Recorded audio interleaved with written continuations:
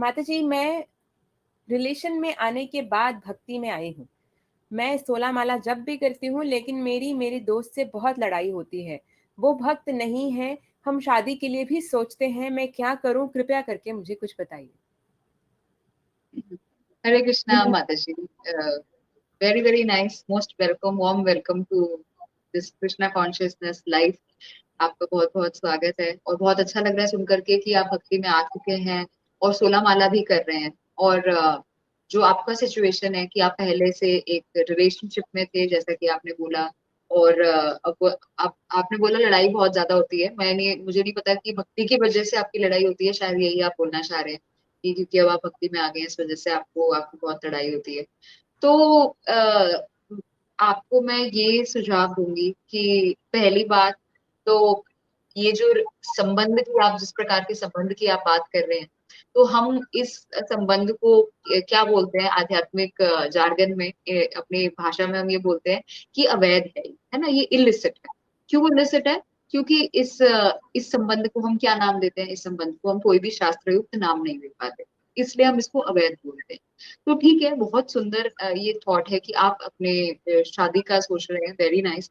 और अगर आप शादी का सच में सोच रहे हैं, आप और आपके पार्टनर दोनों इस चीज को लेकर के सीरियस हैं और आगे बढ़ना चाहते हैं, फर्स्ट थिंग आप अपने परिवारों को इसके बीच में शामिल कर लीजिए, इसको इन्वॉल्व कर लीजिए। ये अपने आप अवैध से वैध की तरफ बढ़ना शुरू हो जाएगा, तो वो वाला प्रेशर आपके ऊपर थोड़ा कम हो जाएगा, फर्स्ट थिंग।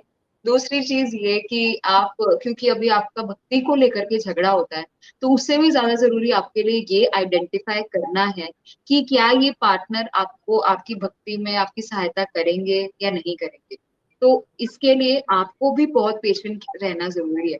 तो मैं भी 2 दिन चले एक और सुंदर सुंदर चीज सुन रही थी कि हम लोग, कोई गैजेट हमारे घर में खराब होता है या उसमें कोई हमें प्रॉब्लम दिखती है, तो हम उस क्या कोशिश करते हैं, हम उसको रिपेयर कराने की कोशिश करते रहते हैं, करते रहते हैं।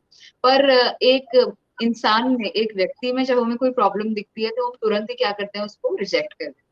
तो कितनी सच अ फनी थिंग। तो राइट। वास्तविक रूप में हमें क्या करना चाहिए कि एक व्यक्ति में भी अगर हमें कोई प्रॉब्लम दिखे तो उसको ठीक करने का प्रयास करना चाहिए।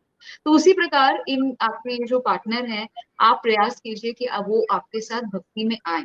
तो भक्ति में लाने के लिए आपको उनको पहली बात तो जोर जबरदस्ती नहीं करनी। और यहाँ जहाँ हम बैलेंस की बात कर रहे हैं, तो ये सबसे बड़ा रोल प्ले करेगा बैलेंस यहाँ पर, क्योंकि this is also one of the relationships that you handling here. So keeping everyone happy, सबको प्रसन्न रखना, सबको सेटिस्फाइड रखना, ये बहुत आवश्यक है।